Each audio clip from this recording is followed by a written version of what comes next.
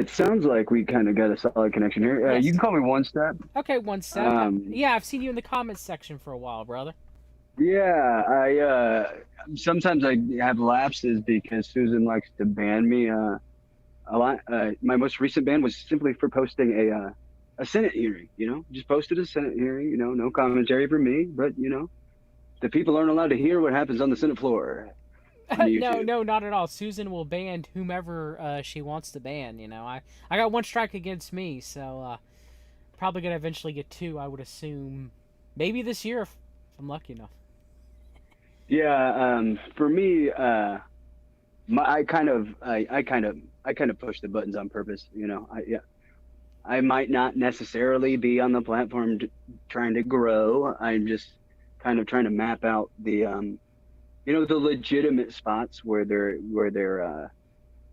pressing their finger down in a way that isn't in their TOS or doesn't follow their rules. Kind of like posting a Senate hearing or a video that got my one of my channels outright deleted was with no commentary by me, just using the CDC.gov Hmm. information Hmm. on the issue at hand, so to speak.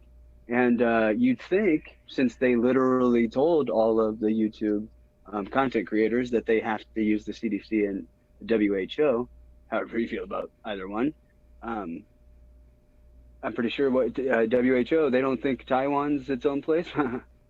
I think well, we have to believe that, right? Well, I mean, Um, Tedros. I'm pretty sure he's but told yeah. by Anyway, China not to like Taiwan. But I digress. Go ahead. yeah. Long story short, I'm like basically I'm not like doing any kind of slanderous hate speech. You know what I mean? That Yeah. type of stuff to get. Just like I want to find out what interesting things Google's up to. But yeah, I've been watching for a long time. I really respect your stuff. I respect Thank you. specifically, not to get too divisive right off the bat, which religion's a hot topic, but I respect your faith, your willingness to put it out there and stand by it in a political climate amongst the right where it's not really at a premium anymore unless it's for nefarious purposes like grifting, for lack of a better way to put it. And you don't do that, and I appreciate that. I respect it. So I thank you, sir. thank you very much. I appreciate those kind words and yeah, I mean most people will use their religion. There'll be many Christians out there who will. There's genuines too. Don't get me wrong. There's genuines. I believe Mike from On Point Preparedness or Brad from Carolina or Jesse Spots, just to name a few off the top of my head.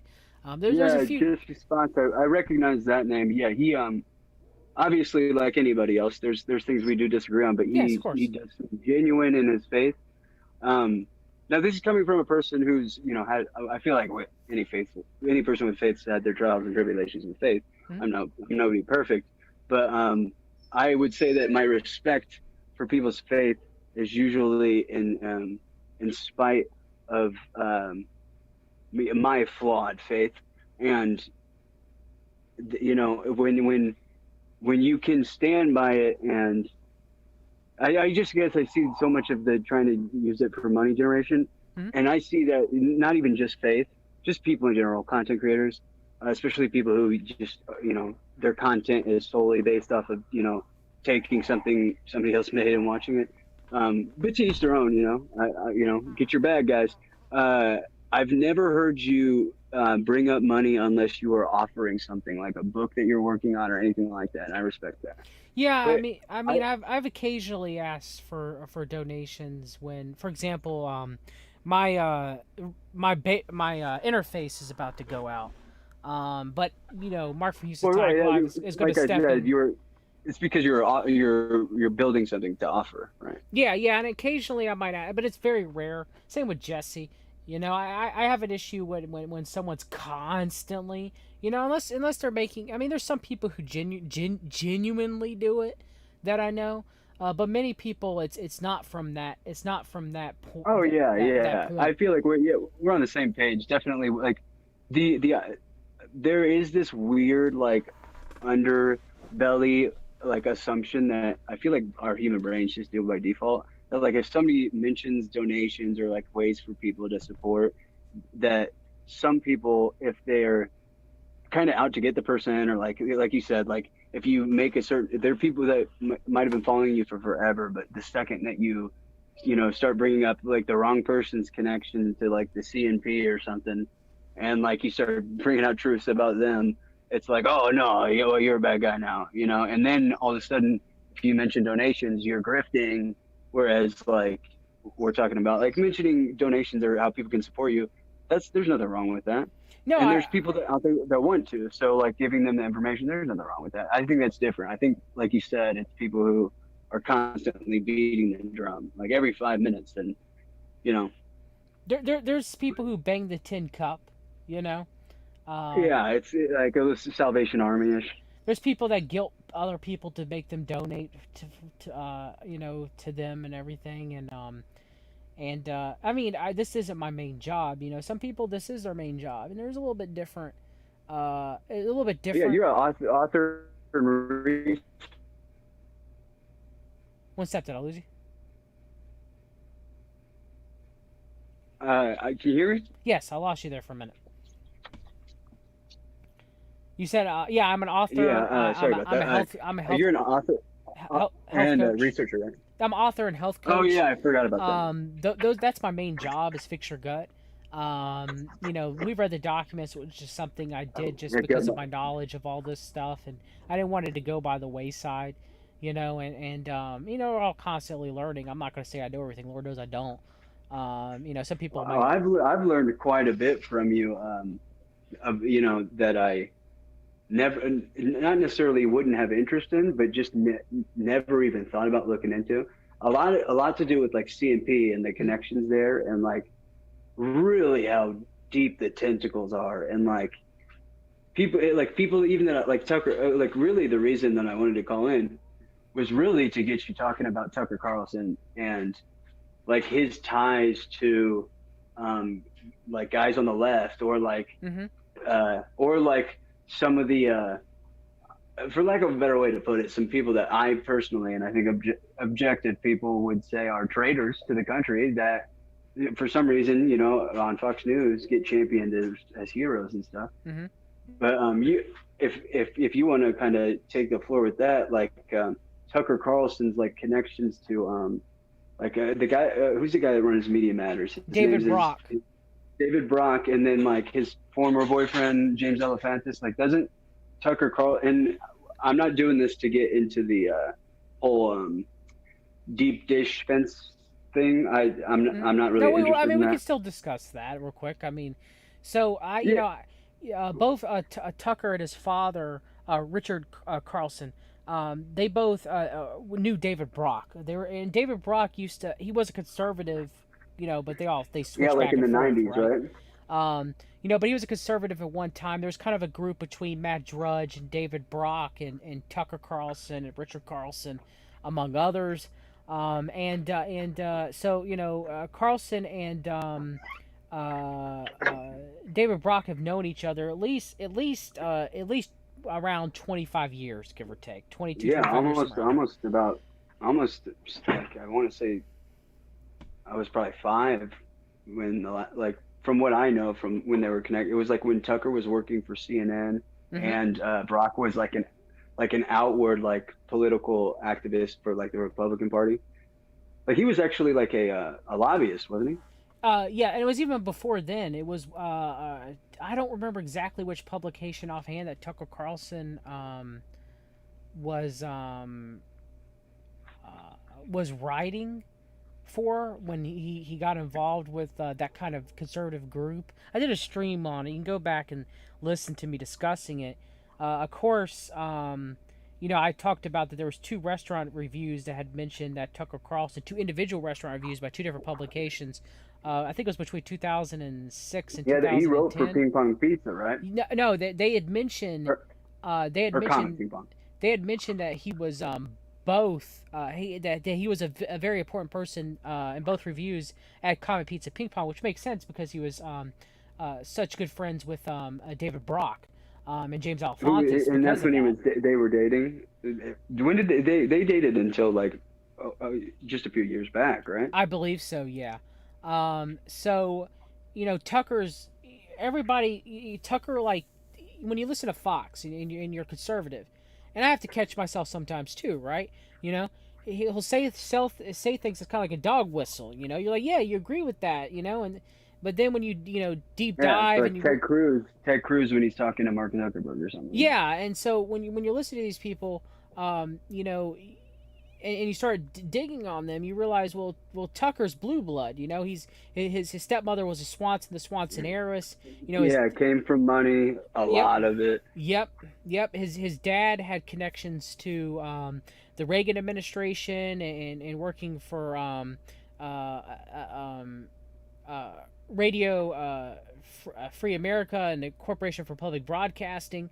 Um, so, I mean, the Tuckers are the Carlsons are blue bloods, you know, and so Tucker, Is he the sole heir of the candy fortune or whatever? the frozen food fortune, Swanson fortune.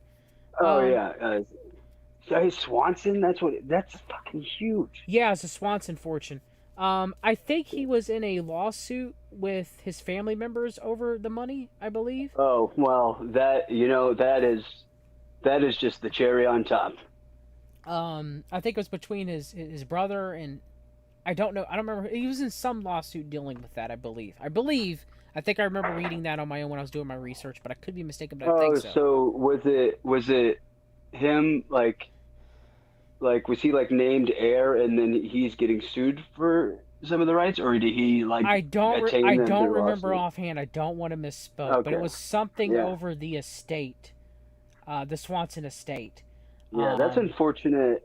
In any circumstance, and of you course, just hate to see it. Tucker wears the Kabbalah bracelet. I need to make that will be probably my final Tucker Yeah, video. could you explain that a little bit? Because I think the stream you referenced, like I had watched that, and you did mention it, and I think I remember you saying like you couldn't find the picture of it on his left or right wrist. Like, what's the significance of the left right wrist? Like, what is the ribbon? Okay, so for the if you're gonna wear the Kabbalah string or a bracelet, um, it it's kind of like a Kabbalistic, like a prayer bracelet, kind of like how Catholics have the rosary. Okay, Now, um, is it tied to a specific faith? it'd be Jewish mysticism, the Kabbalah. Okay, yeah, so the like not inherently like it's like not inherently the Abrahamic faiths, but like the No, it mysticism. wouldn't be Judaism itself. It would be the Right, yeah. mysticism part of it. Um, Which but which he is wears it like on he wears it an on the elite left thing. wrist, which is where generally they wear the red string. And so I've seen videos of him wearing it specifically only on the left arm, where a Kabbalah string or bracelet would generally go. Right. Um, so that's interesting. And then, of course, you have him saying anybody who believes 9/11 is an inside job should leave the country. Should be thrown out of the United States. That's a problem. Which is a red flag for anyone who can which I mean he's pretty good at I was gonna say anybody who considers himself a journalist, but he's kind of like with him coming from money, he's very good with like the PR of, hey, I come from money, like I am one of these people, like I am this, I am, you know what I mean? Like, which if you're not paying, if you're stuck in the echo chamber and you're looking for confirmation bias, you're gonna immediately say, oh well, hey, he admits to that, so that means there's nothing really to look at there because he's always saying he's not hiding that. Well, it's just because somebody's not hiding something, like they're upfront with it, doesn't mean it's not still an issue. Yeah. Um, But that's neither here nor there. I mean, Sorry to cut you off. it's a grand totality of Tucker, right? It's not just one thing, you know. Yeah, it's the people he chooses to, like mentioned earlier, like with the war here, like there's people he stands by that I think a lot of us would consider traitors. There's a You lot mean of like Oliver North when he was like Oliver North's a great American? 100%, 100%, and the fact that so many there, there's not just how a network with that many viewers and a person with that many viewers doesn't have such like at least a loud minority saying, "Hey, what the?" I don't want to curse. Like, what the hell's going on here? Oh, I remember, X amount of decades ago, this was not this is not the way that this is supposed to go. Like, well, you're asking us to forget a lot of things for us to just take your narrative on face value, and you're having this guy on, and you're not asking him one one decent, somewhat targeted question about anything related to him that's not got to do with whatever book he's trying to sell. Yeah. And that's unfortunate, because I like Tucker's stuff. I try and explain this to people, though. I also love Kevin Spacey's acting. He's not a fantastic actor anymore. He still has done fantastic acting performances. You have to separate, the art from the artist, so to speak, which I feel like it takes kind of a long time when you're young to get to that point. But it's kind of like a don't meet your heroes thing. Like, just because somebody says things you like, or that doesn't mean that they're the person that they portray themselves to be. And the even deeper seated thing is that these people, so to speak, people like Tucker Carlson, even if it's like 90% of him might align with me on whatever beliefs or whatever social interactivity or anything like that.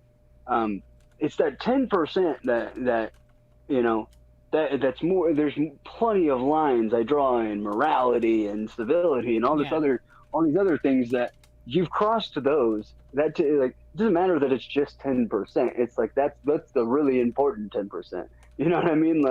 That's the 10% that the 90% we agree on is the stuff that I don't mind if people disagree with me on. Yeah. So I think it's interesting to see, because I feel listening to your streams for a while, and you're pretty open about other parts of your life. We align on a lot of different viewpoints and stuff, and when we're in the situation where it's I don't consider myself a Republican, mm-hmm. and I almost don't in political ideology. If we were to do it by the book, I do still consider myself a conservative, but at this point, it's everybody's destroyed the Republican Party and conservatism in general. What even is it anymore for me to identify with it? But when it's time to vote, it's well, damn, that 10% that really matters to me. Yeah, I'm they've crossed all those lines, but am I gonna I have to fall back on the 90% because we agree on 90%, and the other guy that they're running against, it's he's at 90, he's there's more than 10% problem there, 50%. But it's when you're de facto part of a constituency that the party that you have to default vote for, and I personally believe that these people are selected. I don't even I'm not going to vote. I mean, look at the work of LB Bork, I mean, right. I'm never voting again at this point, except for maybe a local election, maybe if it's important. Local. I can see myself voting for. I don't even feel like it's the positions locally that I would vote for that don't feel overtly political, mm-hmm. even though technically they are, even if you're voting for sheriff. But I feel like that's a vote. I feel like that's a vote that has that I can substantially see an impact or lack of impact based off of who gets voted in. I could see that. Yes, I could see that. Yes, you're still buying into the system though, but I could see that. Yes. Right. And to a certain extent, it's like with the vaccines. It's you can get one if you want to, but you're buying into a whole lot. Just know, if you want you can participate if you want. Like, yeah, maybe you don't want to, but maybe you live in a state and you have to get your job My, back, my and they're issue with telling you my you have to issue get with it. that though, however, is that people, if they presented the true knowledge about the vaccines to the people, right, and gave them a choice, you know. I think the fact that they're not is tantamount to criminal Well, negligence. they do that with, I'm but they do it with all medications anyway, right? Like, how many times does the doctor say, "Okay, well, here's the drug insert. You can read it and familiar yourself Yeah, with the side effects. and We'll then discuss sign them." away all your liability. Like, Yeah, I mean, what when does that ever happen? You know, if your doctor doesn't give you the medication insert with any drug that they prescribe to you, unless it's an emergency, you need to oh find a new right, doctor. I don't even mean just the doctors, because I feel like the red tape is such that, in the bureaucracy of our medical system is such that I'm not worried about the doctors not covering that base, because it's the original, click to agree. People just, they assume since their doctor tells them, they're just going to flick the pen. You know what I mean? Like, I can't really fault doctors for patients not, I can and some. I can some in the way the system is set up. I've met good doctors. Don't get me wrong; they well, exist out I there. mean, But like, in reference to the point, I was talking more so like the mass media push for the vaccines. hmm I'm talking, there's I think there can be litigious arguments made for, like, not even just within tort law, but crim law, like, for these people being criminally negligent and actually contributing to the harm done to people who have like, are adversely negatively affected by these vaccines, because there's even commercials on TV now for these things, and it's like you were saying with Pfizer, like, there's really bad things happening to people, and if you mention it, like you said, because you mentioned it with the last caller, you're going to put this on Subscribestar, yeah, because you have to protect yourself, yeah. and we should be in really in no part of the world, but let alone in 2021 United States of America, in a situation where we feel like we need to protect ourselves from the fact that we are wielding knowledge. I, it is mind-boggling. Well, it no longer boggles my mind. It's almost like Will Ferrell, like, bottles. My mind's bottled. I'm trapped in a glass case of emotion. Yeah. I mean, it's like, I feel like my brain's been screaming into the void for so long, that all I'm hearing is everyone else screaming into the void with me, and we're all just screaming. And, like, Jesse Spots has talked about it. We're pretty much in our own digital ghettos because of the internet and social media yeah, platforms. There's a lot FEMA of truth camps. to that. People are worried about FEMA camps. You're FEMA. Why would they put you in FEMA camps? We're already in one. You're isolating at home. You've made their job 10 times easier. You've willingly begged them on your hands and knees to make you a slave. And I don't even mean that hyperbolically. When you're economically dependent, and in every other facet of your life dependent on this system built on wet sand, toothpicks, and playing cards, to provide for you and your family.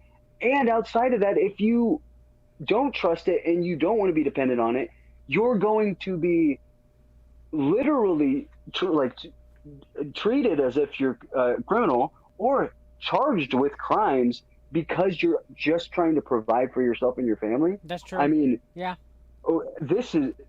You're in the FEMA camps, guys. Like, this is kind of like, this is like the space is fake, Mars is underground type of thing, And now I am being hyperbolic, but you get what I mean. Like, I get it. If you're screaming about FEMA camps, you're not paying attention. They don't need to round anybody up. Nah. You're not leaving your house. And you're giving all your money to them. And they're taking your kids' money that they haven't earned yet.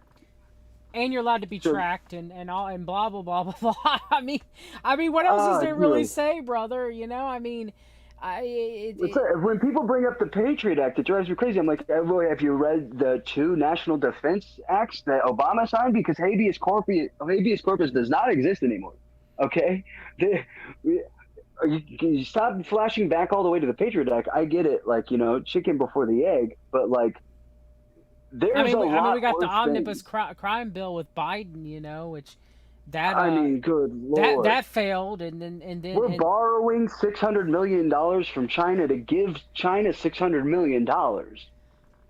I, it's I it. mean, I mean, and what? that wasn't Biden that did that. That was Trump's last one, guys. So trust the plan. I mean, what were we supposed to say, man? It's like whatever, Good night, folks. We solved everything. I mean, it's Uh,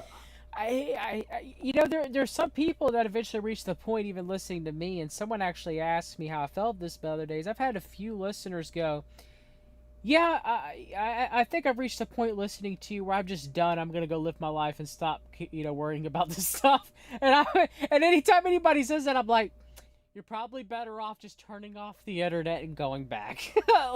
Like, I mean, dude, I mean, if I'm not like actively engaging, I, like, I don't get, I don't have the social media apps like on the phone.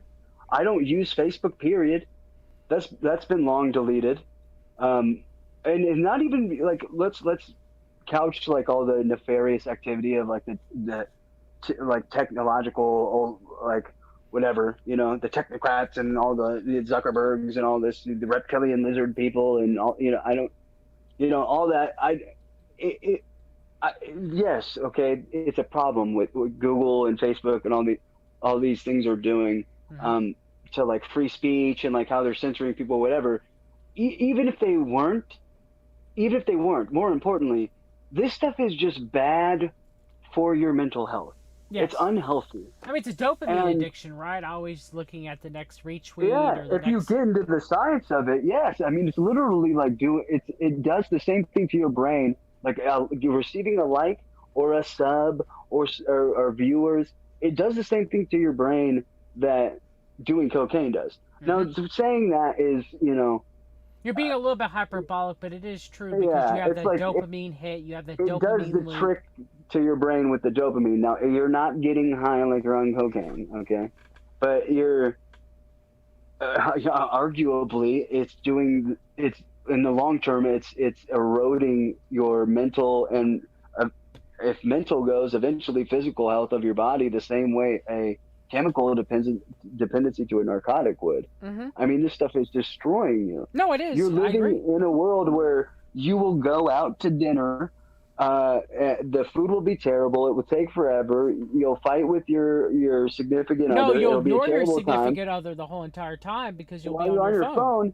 But when you but your girlfriend got the picture that she wanted for Instagram, and it got her enough likes, so she's happy, you're happy. Live good, play good, play good, eat good, eat good. You know, it, it's it's it's sad to see.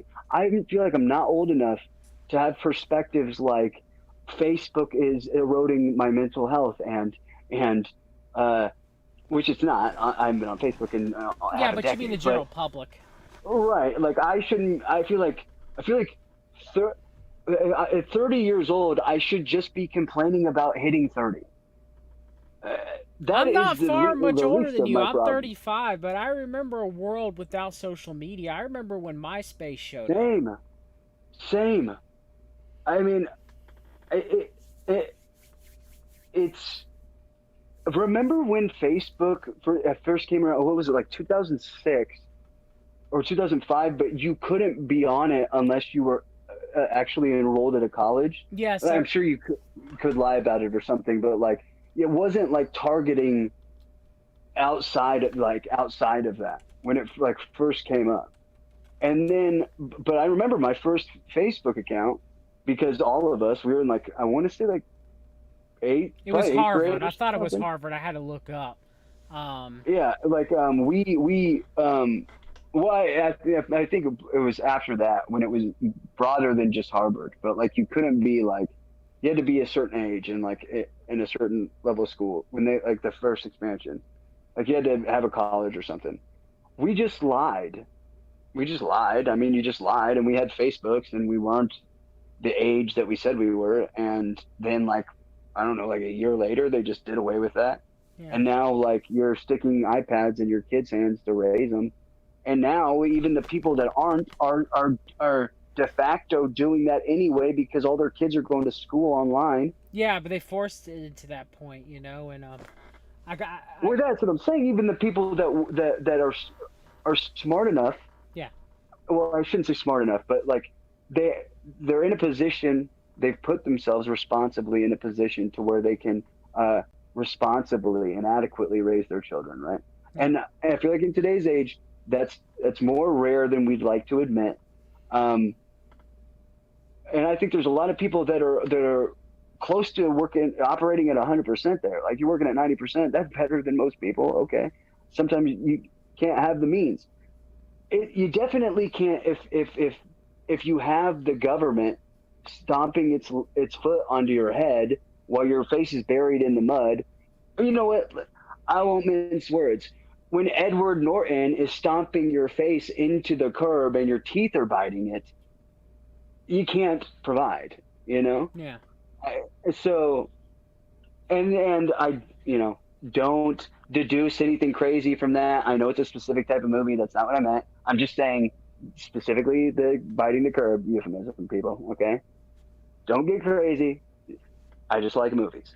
But that's what I feel like that's what they're doing. I mean, if we are going to make any kind of parallel like that, I mean, my brain just automatically did that, and I said that out of my mouth without thinking about it, because I was just watching the other day with Gina Carano getting fired because she made an analogy, and people didn't reference her analogy at all.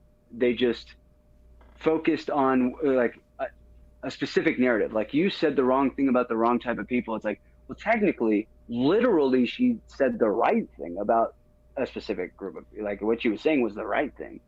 Now, did I think it was in poor taste? Probably. Did I think it was the smartest thing in the world? Probably not. And then she goes and joins Ben Shapiro's movie company, right, as Davy Crockett right, was talking like, about. It's like we're not exactly pulling off the gas of like, hey, let's benefit on this now. Yeah. But, which, hey, like I said before, with like, if you're like, get your bag, but we see you, we see what you're up to. I don't even really blame you. Yeah. But if you've watched the interview, I've only watched like a couple snippets, but it's like spare me the whole like, here's my story of why this emotionally look. Just sit down and be like, look, I got screwed. I made an analogy and this is bullshit. Yeah. Just, you know what I mean? Like, you don't have to. No, you're right. Now, I gotta get other people in. Okay, there's last two people in. Yeah. I gotta go to bed soon. Go ahead. I appreciate your time, man. But hey, one step. I agree with you though overall, man, and I definitely want to thank you for being a long-time listener and supporting me. But man. And you're welcome to call in anytime, brother. You're welcome to call in anytime. Yeah, I just happened to tune in and saw it, and I figured I'd call in. I appreciate you letting me ramble here. But you are right though in that our social media controls us a lot. They use it as a means of control. The coronavirus pandemic has put people in their own houses to further get them on the nets and control mechanisms. The FEMA camp is your bedroom, people. Yeah, at this point, yeah. But take care. We'll talk soon. Call back again. Yeah, have a good one, man. Appreciate your time. Bye.